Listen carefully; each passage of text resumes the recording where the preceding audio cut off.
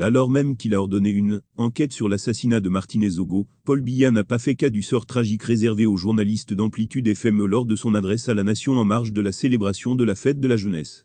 La démarche n'est pas habituelle au chef de l'État et les analystes de la vie politique camerounaise s'interrogent.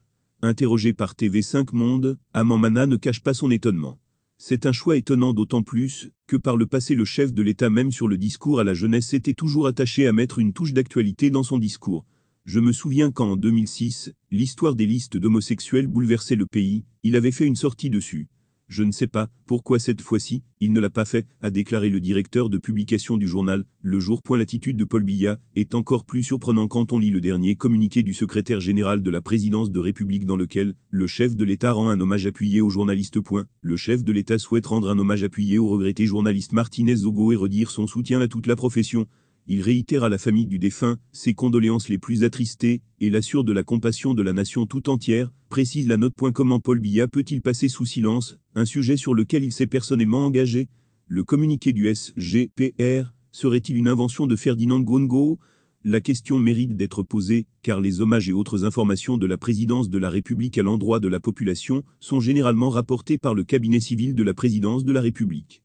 Le secrétaire général du chef de l'État fait rarement de communiquer à l'endroit de la population. Le sérail étant miné par une guerre de clans pour la succession de Paul Biya, certains analystes estiment que Ferdinand Ngongo aurait profité de l'actualité pour mettre en difficulté ses adversaires politiques.